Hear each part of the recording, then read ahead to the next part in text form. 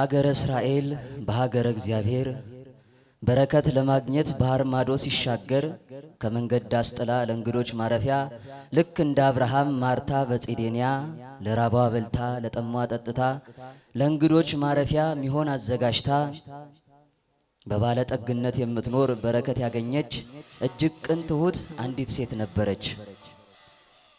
የሐሩሩ ንዳድ ድካሙ ቢጠና ከሰራችው ዳስ እንግዳ ሆነና ባዶ ሆዱን ሽሮ ከበረሃው ንዳድ ድካሙን አቅሎ ቴዎድሮስ መነኩሴው ወደ እስራኤል ሊሄድ ተነሳ በቶሎ።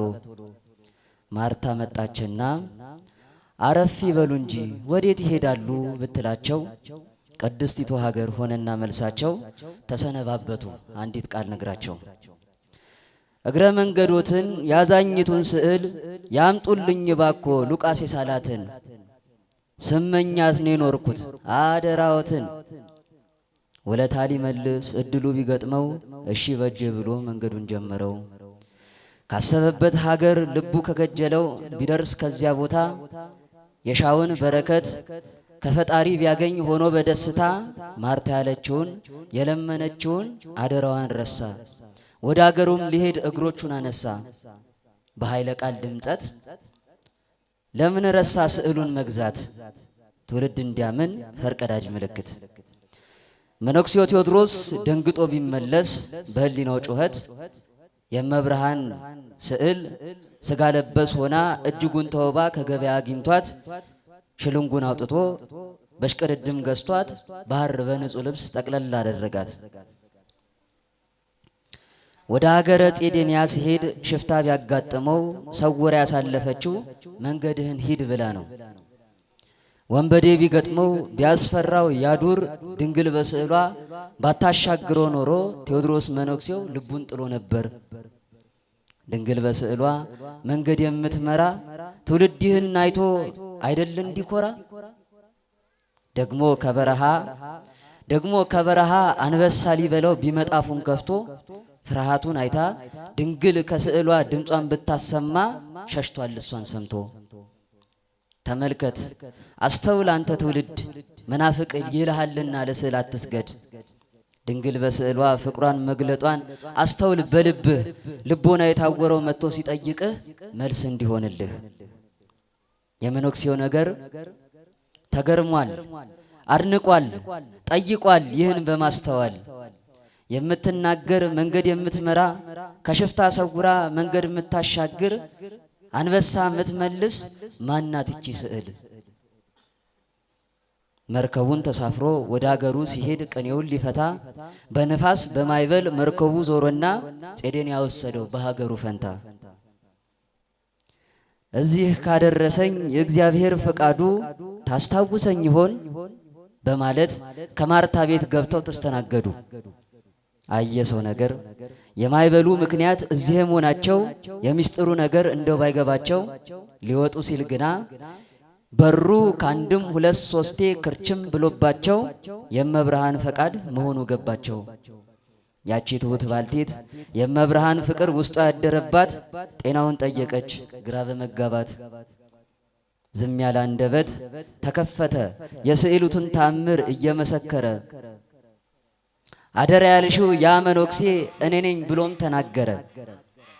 የመቅበዝበዙን ሚስጥር ሁሉን ነግሮ አስረድቷት የሉቃስን ስዕል የተመኘቻትን በተማጽኖ ሰጣት። ከሐሩ ጨርቅ ከተጠቀለለችበት ስዕሏን ብታወጣት የወዟን መፍሰስ አይታ እጅግሩን ሳም አደረገች ከደስታዋ ብዛት።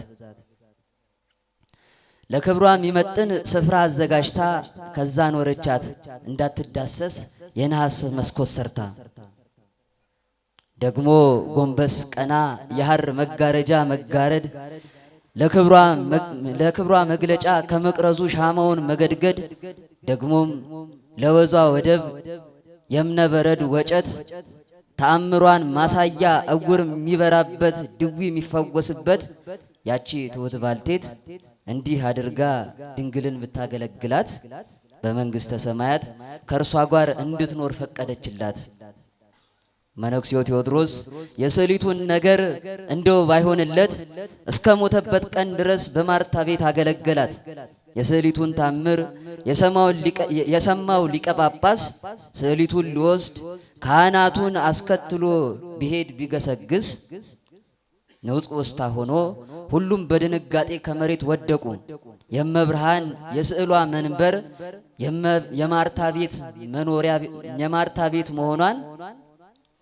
የማርታ ቤት መሆኗን አወቁ። መልክዓ ስዕል ሰላም እለኪ ስዕለ ሉቃስ ባለሽበት እንዳለሽ ከስዕላት ሁሉ ተለይተሽ አንቺ የተባረክሽ ነሽ። ሰላም ለተሳሉ ዓይኖችሽ በምሕረት ለሚያዩ ሰውን ከአጋንንት ነጥቀው ለሚለዩ ከፊትሽ ተደፍቶ የሚለምን በንባ የሕይወቱ ስንቅ ወደ ቤቱ ገባ።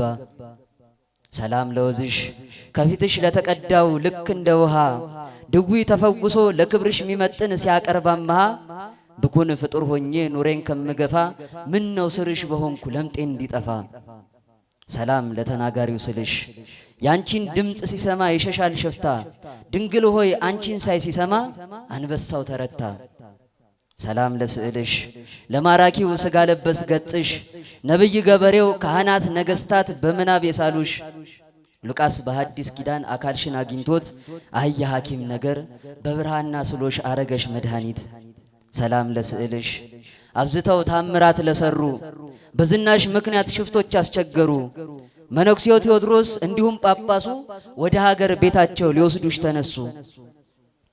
ሰላም ለስዕልሽ የማርታን ዳስ ቤት ድንኳን ለመረጥሽ መነኩሴው ቴዎድሮስ ይህንን ቢረዳ ታጥቋ ገለገለሽ።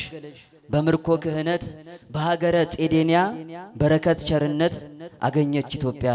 ወስብሐት ለእግዚአብሔር ወወላዲቱ ድንግል ወለመስቀሉ ክቡር።